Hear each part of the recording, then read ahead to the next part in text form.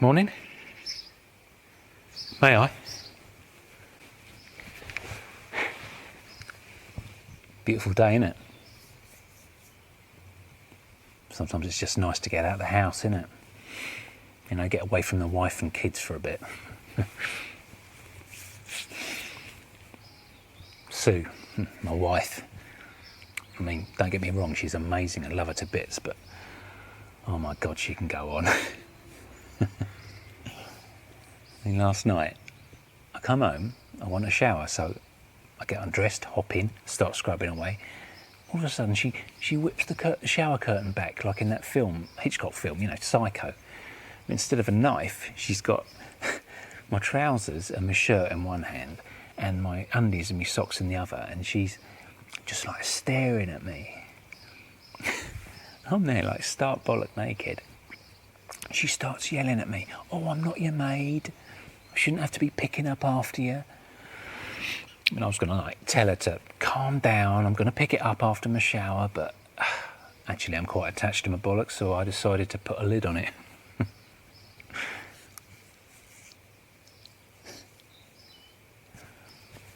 Now, something's been bothering me since I sat down. Have I seen you before? Huh? You got one of those faces. No, I'm certain I've seen you before. Tommy Dolan. See, I think we've got a mutual acquaintance. Mr. Haddon?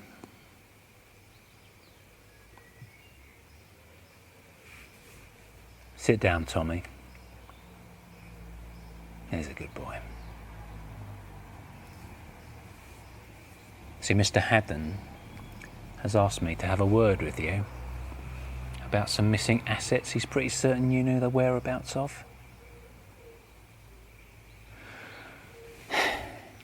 Now, before you give me the whole, "Oh, I don't know what you're talking about. Oh, it wasn't me. Oh, it must be a big misunderstanding." Oh, I know you took the gear, but more importantly, Mr. Haddon knows you took the gear. So before I have to whip out the old screwdriver and start peeling back your fingernails and your toenails one by one, why don't you just tell me where it's hidden?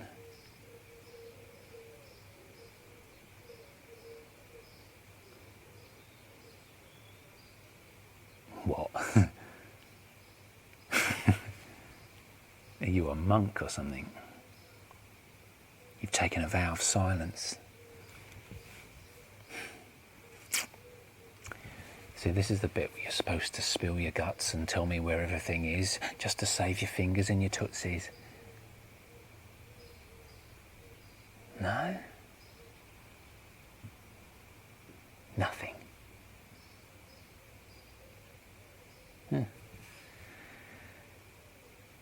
All right then, Tommy. I think you and I should go for a little walk.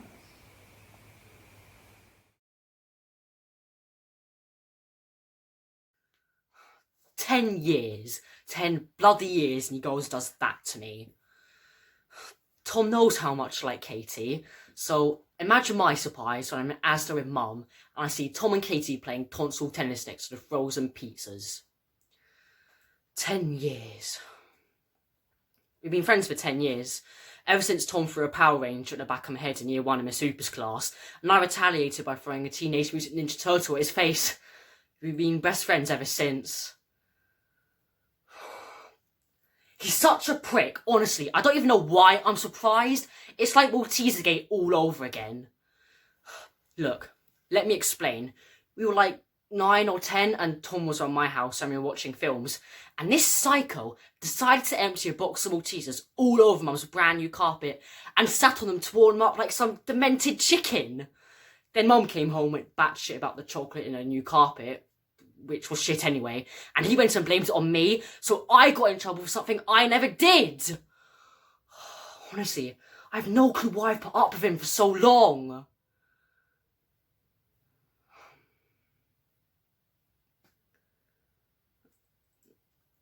Actually, I do know why, because when it matters, when it when it truly matters, he's there for me.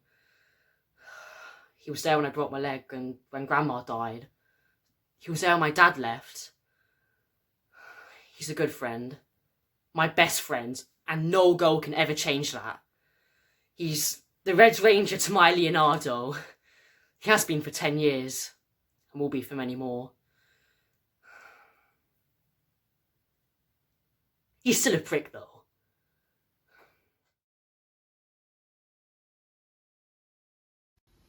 I've recently discovered I'm multi-talented.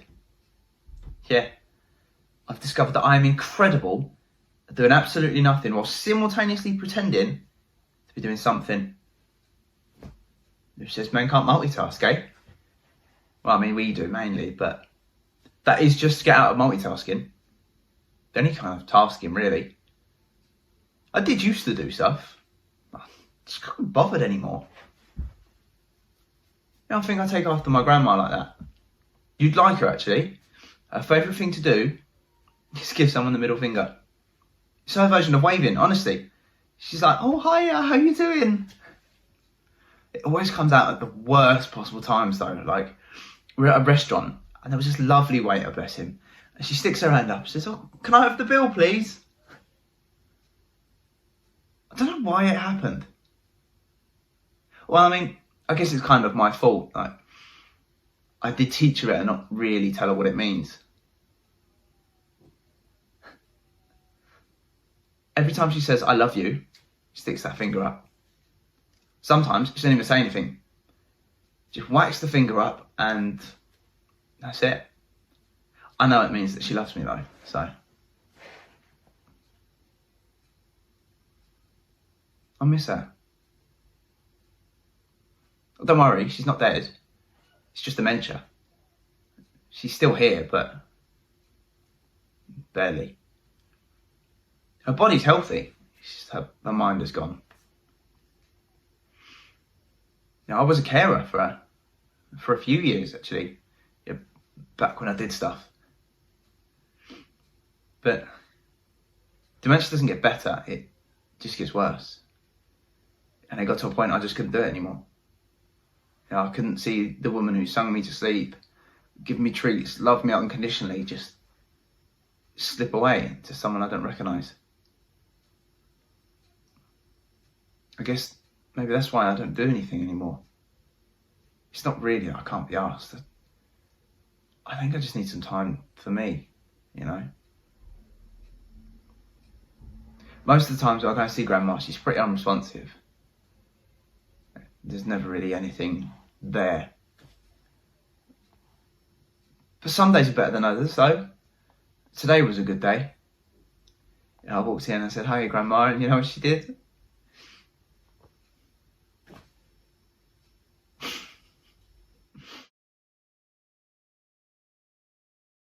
I love my new phone.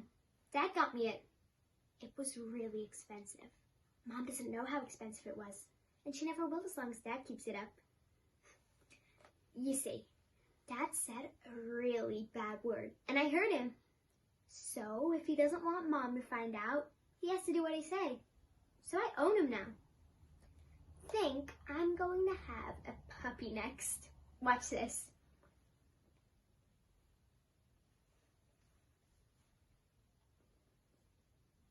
Hey, Dad! Can we have a puppy? No? Mom! Thank you, Dad. This is fun.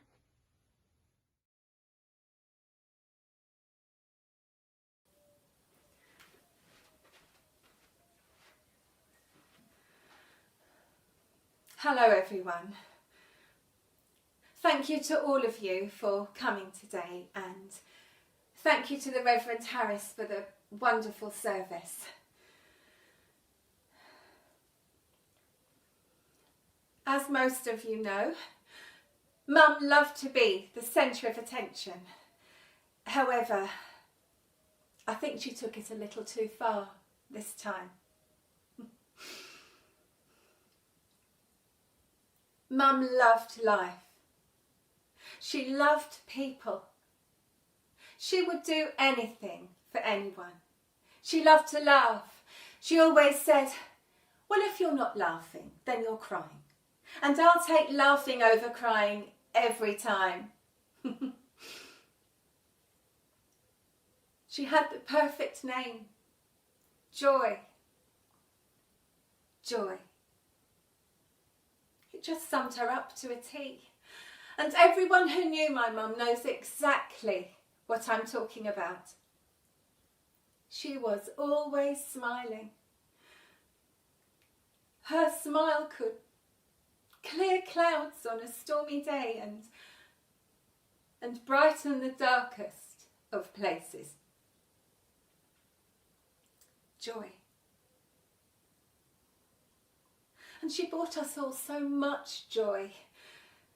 There was never a dull moment with Mum, like the time she put a towel on her head and came into the room singing The Sound of Music, just because, why not? And that time that she was adamant that moths were just old butterflies that get all old and brown like we get old and grey.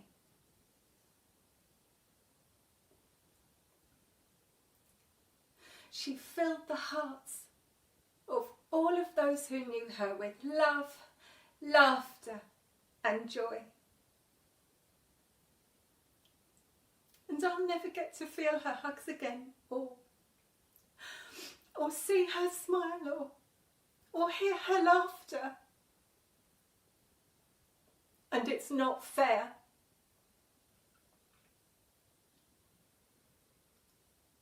She may be gone physically, but she will always be alive in here.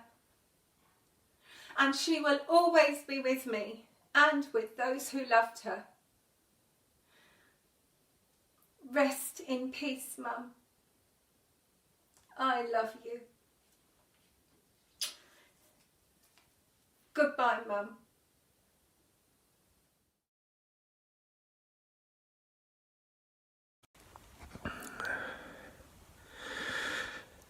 If you're watching this, I am dead.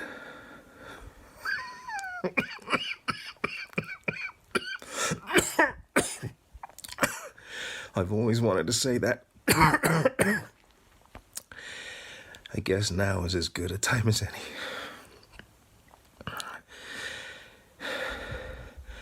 I don't have many regrets in life, but one I definitely do have is not being a good enough husband to you, Liz.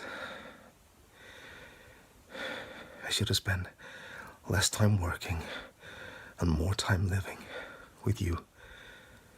I should have shown my appreciation to you so much more than I did.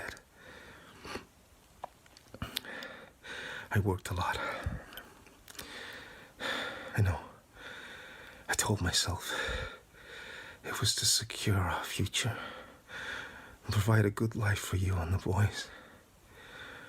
But what good is a secure life if you can't live it? I wish I'd spent more time living.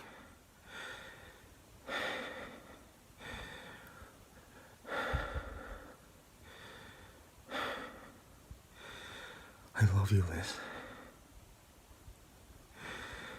I've loved you since the moment we first met. Every second that we have spent together is something that I'll always...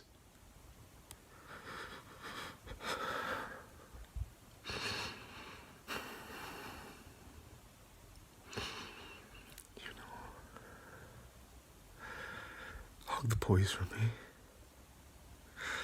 Tell them I love them.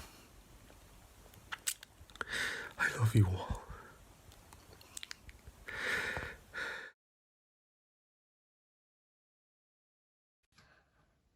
Where do I start? Guess the first time I realised it wasn't normal was when I was about 7. I was at my friend Jasmine's for a sleepover and everything was just clean, you know? That sounds weird to say, but Like, there were no empty cans or bottles, bins were taken out, even the dishes were all done. And her parents were just nice. They cared, if that makes sense. They asked how I was, how my day went, what my favourite subject is, and I knew they meant it. I didn't want to leave, honestly. I mean, if you asked my mum what my favourite subject is, she'd probably say maths. And I hate maths. I love English though. All those stories of people going on adventures and overcoming obstacles. I just love it. The day after my sleepover at Jasmine's, I went home. And as soon as I closed the door behind me, I just cried. I knew my mum wouldn't ask me how I am or how my sleepover was. She probably wouldn't even remember I had one. All she'd want is for me to go get rid of the gin. Because that's all she ever cared about in the end. Her gin.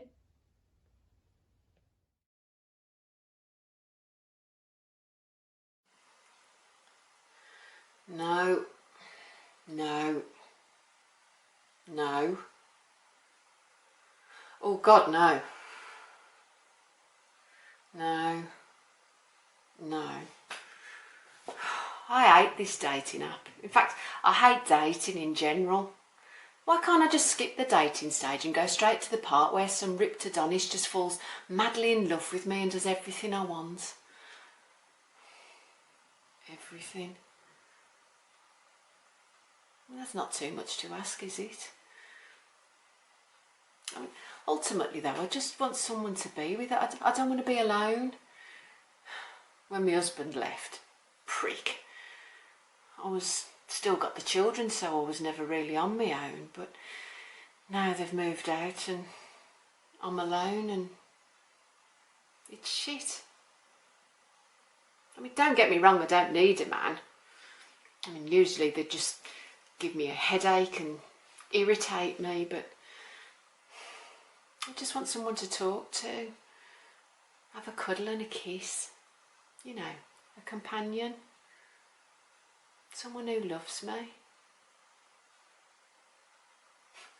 Maybe I should get a dog.